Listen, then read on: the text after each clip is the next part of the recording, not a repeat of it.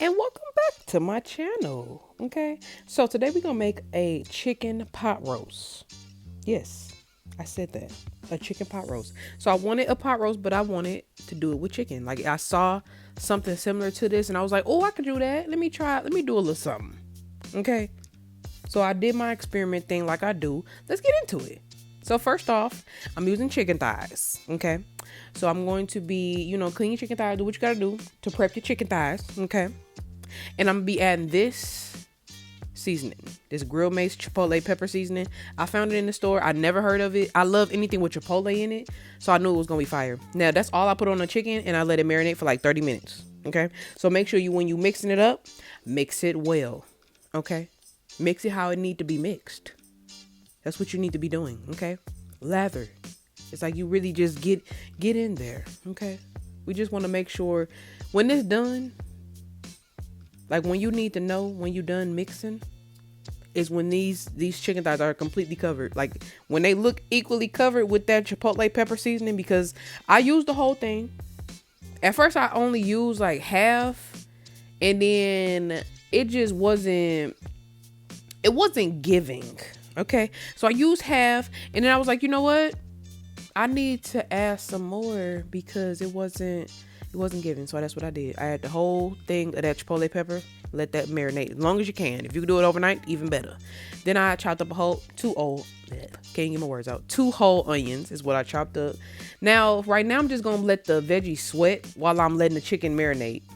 You know what I'm saying? Because since we're gonna be putting this in the oven, that's gonna be the main cooking process. But anything to speed the process up is very much, we doing that. Anything to speed up a cooking process is always good, but we still gonna let it slow cook. Okay, so 2 full onions I chopped up, and I put in a whole full bag of the carrots, the baby carrots. You can use whichever carrots you want. Okay, if you got a texture thing going, do what you gotta do. That's what I did. So I'm letting them sweat, and then I went ahead and I decided to, like I said, this is a pot roast. I ain't gonna lie, I forgot I had potatoes for a second. I don't even know how. But I, peeled my potatoes, skinned them things, washed them off, even though I wasn't using the skin. But you can use the skin if you want to. Just make sure you wash the potatoes off very well, okay? Because you don't want no dirty potatoes. We're not doing that, okay? We health is wealth, okay? So then I just cut, after I cleaned them, I got a big bowl of cold water, okay? Cold. And I chopped them into quarters, okay? Just quartered them up. Just to kind of speed. You don't want them whole, because keeping potatoes whole is just going, if you try to bake that, it's going to take a little longer, especially when you got everything else with it. So I'm quartering them, and I'm going to add them right with the onion and the carrots. So I'm just adding it right in with this here. Okay. At some point. Okay. Right. There you go. I just add it right in. Okay, and we just, like I said, we just letting it sweat, because carrots and potatoes, both of them take a longer time to cook, because they're thicker. So that's why I say I'm letting them sweat. I don't want them to cook all the way. Okay, you can let them cook all the way if you want to. I just don't want them to get too mushy, because like I said, they're still going in the oven. So you ain't gotta do too much. We really just doing this because I would just wanted to kill time while the chicken was marinating. Okay, because like I said, if you can let the chicken marinate overnight, that's good. You do that. Okay. Now, like I said, like I be saying, seasonings will be at the bottom, but I use the salt-free roasted pepper and garlic seasoning. I use a little bit of Italian, and I use some complete seasoning, and I use a little bit of nature seasoning. I'm gonna have it at the bottom. The nature seasoning by Morton's. If you know, you know. If you know what I'm talking about, you know what I'm talking about. It's not the season all. It's the nature seasoning. Like almost like a complete seasoning type of thing, I think. But it's still by Morton's. So if you're looking in the store and you're trying to find that, it's gonna still be at the bottom in the description. I always list everything at the bottom whenever I have a recipe video. If you're not new here, okay. If you are new here, hey, what's up? Okay, welcome. I got a lot going on, and I got a lot coming. Okay, so get ready, strap up, and get ready. 2023, we building, we going big. Okay, go big or go home. Okay, so after I let the chicken marinate, got a little oil in the skillet, and we basically just gonna get a nice brown on both sides. We are not cooking all the way, because like I said, this is going in the oven. So we basically just cooking it halfway. So then when it get in the oven, it won't take that long, but I still baked it for 2 hours. Like, yeah, I baked the whole thing.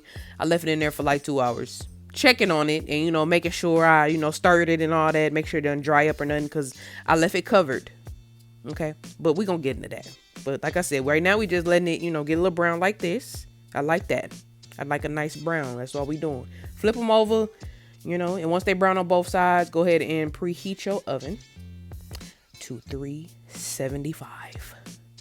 375. Okay. That's what I chose. I just picked a random number and I chose it. If you want to know, even if you didn't, I just wanted to let you know. I just chose a random number on the oven, and 375 is what called out to me. So I just went ahead and went with that number, and that's what we did. I baked this for like 375, the whole thing. As when we get to assembling, okay, right there, garlic aioli. Just so you know. No question. I'm gonna have everything at the bottom, like I said, but just that right there, that little trick I just did, I just add a little bit of garlic aioli because I'm an experimenter. I just be whatever. Everything come off the dome. So if I feel like doing it right on the spot, I'm just doing it because it's gonna taste good. It always does. Like no matter what I do, it be spurred a moment. I'm like, oh, if I add this, I know it's gonna be good. It usually is. Like my experiments don't really go wrong, and when they do, it's rare, but we all gotta have trial and error. Okay, it's fine. It's fine. So now we're gonna get to assembling here.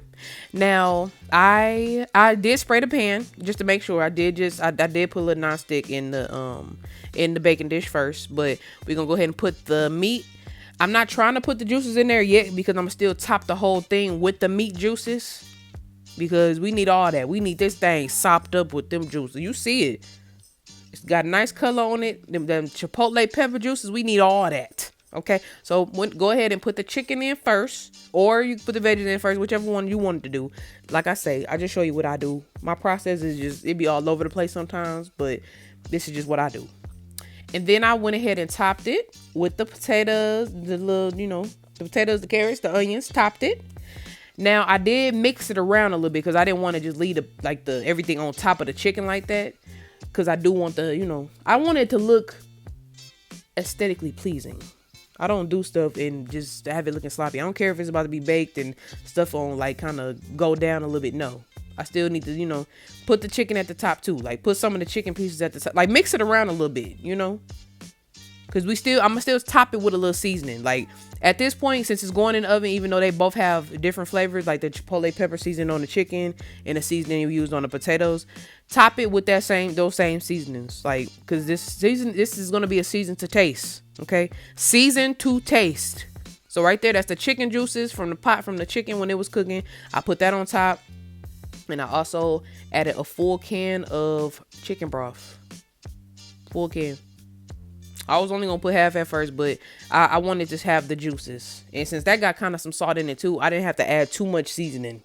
Okay. So once like I said, I cooked it for 2 hours on 375 and left it covered with the aluminum foil and everything. I left it covered.